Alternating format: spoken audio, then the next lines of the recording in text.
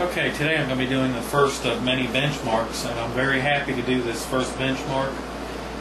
Metro 2033, ever since I bought the game, I've really not been able to run it at my LCD's native resolution of 2560 by 1600. Well, I believe I built a system that can do it. I've been in the game already a little bit, and I'm very pleased with what I see, but even with everything that I've built, that game is very intensive. It still does not get the frame rates that I would want, but they are definitely playable at 2560 by 1600.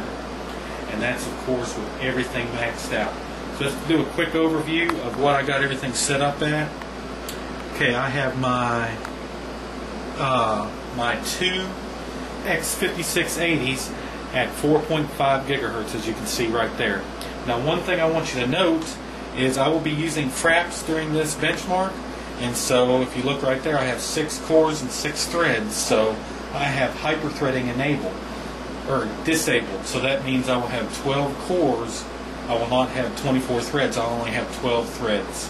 So that's one unfortunate thing about getting fraps to work. I want fraps to run. I think it's important, so you all can see what it's doing during the game. Now, my GTX480s, I have all 4 of them clocked at 875 megahertz, a shader of 1750, and the memory, you can see, is sitting there at 2000. And that's a pretty good overclock. I tried to get 900 and it would not go. I think I could give it some more voltage and get the 900, but I'm not really prepared to do that at this time. All the stuff I buy myself. No one gives it to me. So I think 875 is still a very high overclock, and I'm happy with it. So let's go ahead and see what we can do with Metro 2033. Okay, one thing that's bad about having such a big monitor that my HD camera, I can't get the whole thing on there, so I got to set it at kind of an angle. So let's go ahead and start Metro 2033.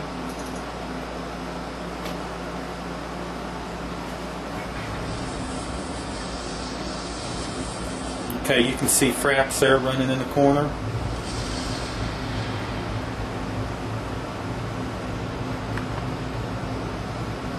Hopefully y'all can see that. I can't see it on the screen, but I think you'll be able to see it when it's written.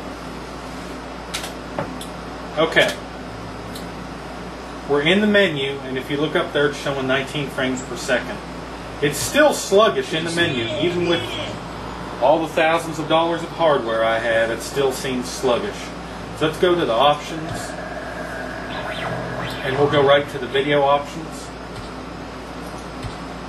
Okay, you can look, I have it at 2560 by 1600, very high, DirectX 11, AAA, AF 4 times. I'm going to go ahead and put it up to 16 times. And then gamma. You go in here under the options. I have advanced depth of field and tessellation. If you all remember from my 5970 reviews where I had quad crossfire, the game really would not play with that check mark, even at 1920 by 1200. So that's what we got here. So let's go ahead and get into the game. I'm going to load up an outside scene, which are usually the hardest for this game. So we're going to load Dead City 1.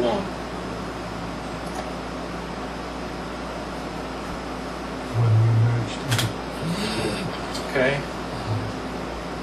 Put my mask on here. Now, if you look up in the corner, it's showing about pretty low, 33 frames per second, which of course is not very playable. But for some reason, I've noticed it'll get better here in just a second if I walk around a little bit.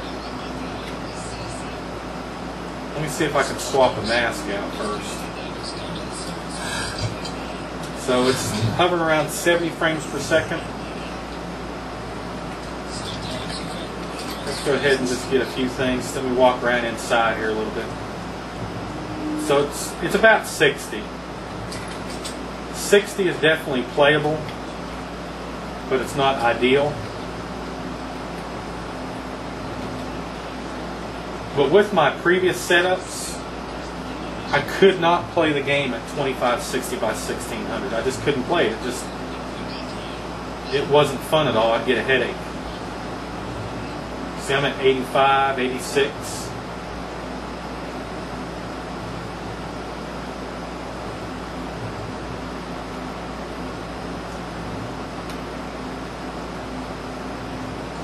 Okay, we're getting ready to go outside here.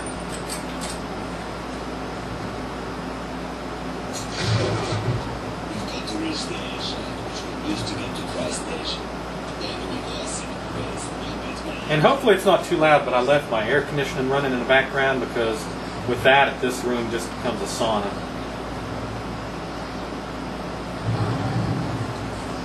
Okay, here's a demon somewhere. But if you look at the FPS up there, I'm at about 95.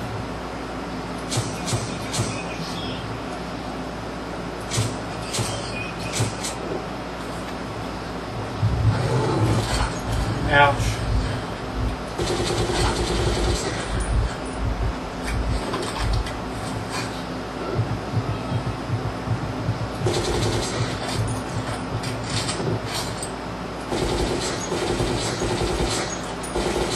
So if you're watching my frames per second through all that, it's definitely playable, so I'm happy.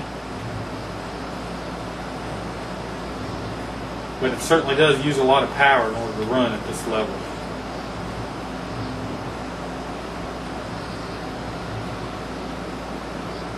So that's the date city. Okay, so that's kind of an outside scene. So let's go to an inside scene and see what it looks like. I think right now I'm showing about 60 frames per second. Well, you can't go. There's 80. Let's go over here where some action's going on.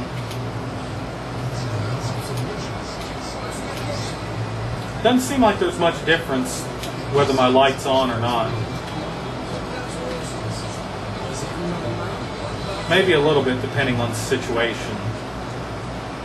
But the gameplay does not feel sluggish at this resolution, even though I like to see above 100 frames per second. So, there's this long tunnel from Sukareskaya to the nearest inhabited place, where lone travelers 78. disappear. So it consistently stays above 60. Say there's nothing suspicious about the tunnel itself. It's clear and empty. Now let's go ahead and look at my temperatures a little bit here on my cards. I'm going to pull it off the stand here. Okay. There's what MSI Afterburner is telling me. My GPUs, of course, haven't been running long, but my highest one looks to be about 63.